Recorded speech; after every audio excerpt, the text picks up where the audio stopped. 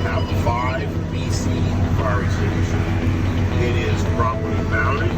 Mirrors, you have 2 door mirrors, 1 hood mirror, the other passenger hood mirror. My mirrors, they are properly mounted. They're not missing any parts. They're not broken. They're free of debris. And they are adjustable to my light. Hey guys, thank you for tuning in. In this video, we are going to go over the in-cab inspection and air brakes. So pay attention, make sure to take notes, go back and forth on this video, and you will pass your in-cab inspection and air brake test. Check it out. Tell me when you're ready. I'm ready. You're ready? Okay, look. The very first thing you're going to do is you should already have your seatbelt on. But if it isn't on, that's okay. Put it on. The first thing. First thing you're going to say is, my seatbelt is properly mounted. It is properly latched. It's not ripped, torn, or frayed. The second thing is that my brakes are in engaged position, or on position. All right. My gear shift is in neutral. You're probably going to have the door closed. When you go to start your vehicle, you have 1 foot on the clutch, the other foot is on the brake. All right. When you go to turn your engine on, you turn it on, and just see the tractor ABS light, okay? And you let it do its little song and dance. The reason you're doing that is because this is a diesel engine. It has glow plugs, it is not gasoline, and it does not have spark plugs. So it takes a little while for those to warm up. The first thing you're going to say is, I saw my ABS light come on and go off, telling me that my ABS system should be working. All right. Now when you go to start your vehicle, I said foot on the clutch, foot on the brake. Go ahead and start your vehicle. Right. Now that your vehicle is started,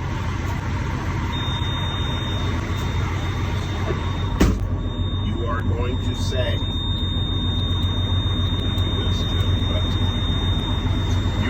say, while I'm waiting for my air pressure to build, I will do my in-cab inspection. Right. Now, you can take your foot off the brake, take your foot off the clutch. Now, your in-cab inspection begins over here.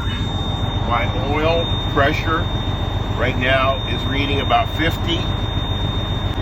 It's rising to the proper operating level. My water temperature is reading 100 degrees. It's rising to the proper operating level. My voltmeter is reading between 12 and 14 volts, and right now it's reading between 14. Right? I come over here, my air pressure gauges, my primary is reading about 75, the other one is reading at about 25. And they are rising to the proper operating level. My fuel gauge is working. Now that we have done that, we're going to come over here. Coming over here, you're going to turn your fan on, turn this button over to right here where it says defrost and heat. You're going to turn this on. You're going to put your hand down here. My heater is working properly. My defroster is working properly. Right, you can turn this stuff off if you want to.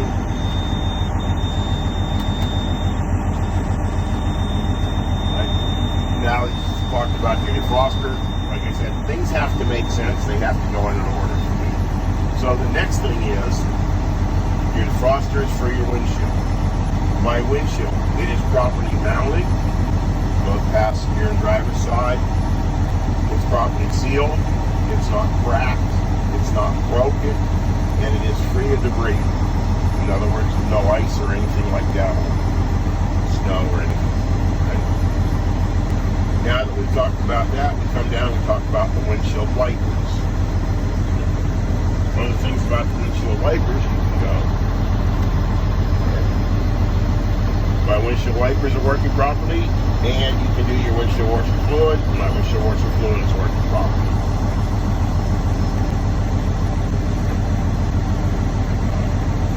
Alright.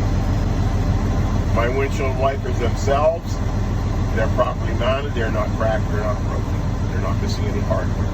My windshield wiper blades, they're properly mounted, they're not cracked, they're not broken, they're not dry rotted. And I also have the proper tension on my windshield wipers. Because it did wipe away the coolant and stuff like that. So, coming on down then, my steering wheel. I should have no more than 2 inches or 10 degrees of free play on a 20-inch steering wheel. My city horn works, my highway horn works. Alright, so I came right down, now I'm ready to start my way over. Remember, they did the outside of the truck. You are doing the inside of the truck. So, my left turn signal indicator light is working properly. My right turn signal indicator light is working properly. You have on here for your high beams. And so, you are going to put that one up. Pull that up. That is your high beam indicator light. And it is working properly. Now that you have done that, put on your 4-way flashers. My 4-way flasher, I just turned my governor go off. My 4-way flashers, indicator lights, they are also properly working. Right? Now, 4-way flashers are used in an emergency, so that reminds me of my emergency equipment. Over here, I have a 5 BC fire extinguisher. It is properly mounted. It's properly pinned. It is fully charged. It is up to date. If I were carrying hazmat, I would be required to have a 10 BC fire extinguisher. Underneath the bunk, I have 3 reflective triangles, and I also have spare bulbs and fuses for both my tractor and my trailer. Now, going outside the truck, my windows work properly. They're not cracked or broken. Your mirrors, you have the 2 door mirrors, 1 hood mirror, the other passenger hood mirror, and the 2 door mirrors. My mirrors, they are properly mounted. They're not missing any hardware. They're not cracked. They're not broken. They're free of debris. There's nothing on them. And they are adjusted to my liking. Right. Now that I've done that, I come back in the truck. I ended up over there. You have basically finished at this time your in-cab inspection, and you are now ready to do your brake test. Alright. So, in the beginning I said, while I'm waiting for my air pressure to build to the proper operating level, I will do my in-cab inspection. Alright. So, as we are doing the in-cab inspection, whenever I heard the governor go off, that lets me know that I'm at the proper operating level. Alright, now I've said that at the time. But, had I not heard the governor go off, I need to make sure that my air is built up before I do my brake test. I would simply say, I did not hear my governor go off, so what I'm going to do is I'm going to fan it down to about 90 pounds of pressure, and then I'm going to assist it, and I'm going to bring it back up until I hear my governor go off, and I'm at the proper air pressure. Alright, but I already heard it go off. So, now I'm ready to test my spring brakes or my parking brakes. The way I do that, I'm going to put a foot on the brakes, foot on the clutch. I'm going to take this and I'm going to put it into gear. I'm going to release my trailer brake. That's going to leave my parking brake engaged. Right? what I'm going to do is I'm going to attempt to pull forward, and I should not go anywhere. So take my foot off the brake. There. All right. I didn't go anywhere, but I did feel a slight tug. That lets me know that my tractor parking brake is working properly. Now what I want to do is I want to test my trailer parking brake. I am going to engage that, and then I will disengage my tractor brake. And again, I'm going to attempt to pull forward, and I shouldn't go anywhere. Right. Take that foot there. All right, there. I didn't go anywhere. That tells me that my tractor parking brake is working properly, and that I have a good connection. Now what I want to do is I want to check my service brakes. I have my brake here, and I have my trailer brake there. The way I do that, I'm still in gear, foot's on the brake. What I'm going to do now is I'm going to test my tractor service brake. I'm going to go forward slightly, and I will apply my service brake. All right, my tractor service brake is working properly. Now what I want to do then is test my trailer service brake. The way I test my trailer service brake, grab hold of this, take your foot off the brake. Again, I'm going to pull forward a couple of feet. And try that. Okay, great. My trailer service brake is working properly. Right now. When I've done that, I'm going to take it out of gear. I'm going to put both of my brakes on. This. And I am going to build my air up for the second time. Now this you do have to do because you just use your brakes to do all the other stuff and your air has gone down automatically.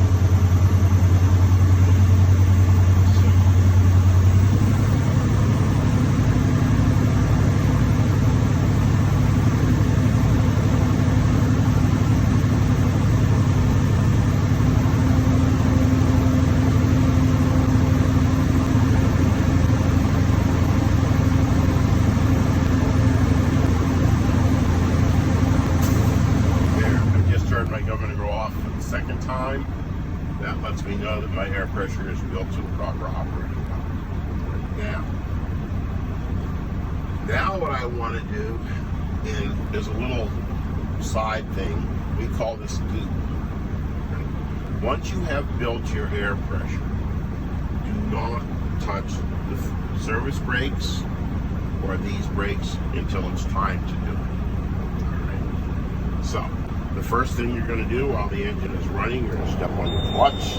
Again, you're going to put it into gear. All right? You're going to take your key and you're going to turn it off. Once you've done that, you can release the clutch. Now you're going to take your key and you're going to turn it back to the on position. You are not going to start the engine. Now that you've done that, you're going to push these two brakes in. Right, you're going to say, I'm going to give it a couple of seconds until my air stabilizes. Hear how it's stabilizing? Now that you have done that, the first part of this test that you're going to do is a 1 minute test. And in that 1 minute, what you're going to do is to see if you have any air leaks. In that minute, you should not lose more than 4 pounds of pressure. All right? So, what we're going to do is, notice my foot's not on the brake yet. I'm going to start. All right? You're going to hold this down for 1 full minute. And don't screw around with the brake pedal, because when you do, something like that, okay? You hear? Right? You don't want that to happen. Every time you do something like that, it will lose air. Right? So you don't want that. You want to hold it down nice and hard for the full minute.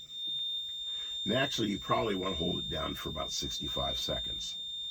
59 seconds, you will fail your test.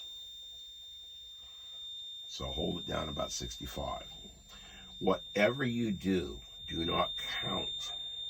You're allowed to use a watch. You're allowed to use a stopwatch. You're allowed to use your telephone. Anything that you want to make sure that you've done it right, except counting in your head. Do not count in your head. I've never seen anybody in over 4 years count in their head and get it right. Okay. All right, now, it's been over a minute. Check your gauges. All right, I did not lose more than 4 pounds of pressure in that minute. So we're good there. Now what I want to do is I'm going to fan my brakes down to between 70 and 50 pounds of pressure, at which time my low air indicator light and buzzer should go off. Okay, there. My low air indicator light went off, and I can also hear the buzzer. And they went off when they were supposed to. Right? In other words, it didn't go off at 110 pounds. It didn't go off at 30 pounds. It went off between that 70 and 50 pounds of pressure. So it's working like it's supposed to work.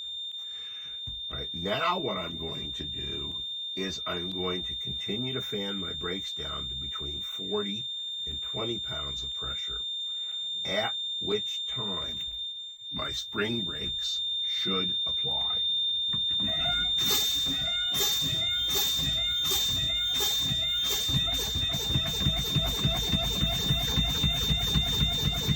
Usually the faster you go, the better. Oh, there it is. Okay. So both of my spring brakes applied when they were supposed to. Okay. Now that that has happened, and again, you notice I'm not touching those. Okay. But now that that's happened, what you want to do is step on the clutch again, put this in neutral, put on the brake, start your engine. You are now building air pressure for the 3rd time. Okay. Take the foot off the brake, take it off the clutch. All right, we're good. While you are building your air pressure for the 3rd time, you want to do a review in your mind that what you talked about and what you did was correct, that you didn't miss anything.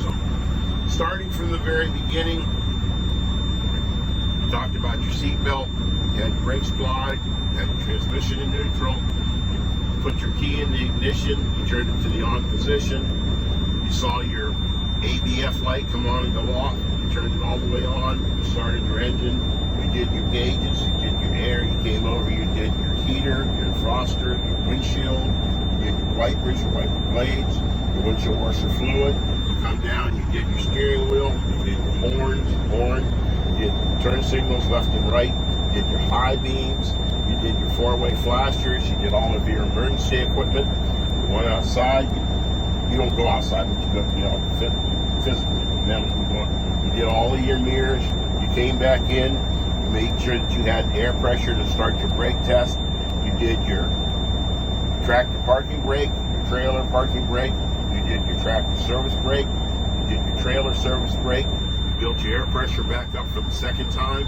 you did your 1-minute test, you did your 70 to 50 test, you did your 40 to 20 test, turn the engine back on, you're building air pressure now for the 3rd time, and that's where I'm at right now. All right, so what I can do is, if I want to, I can go ahead and I can assist it and I can bring this up.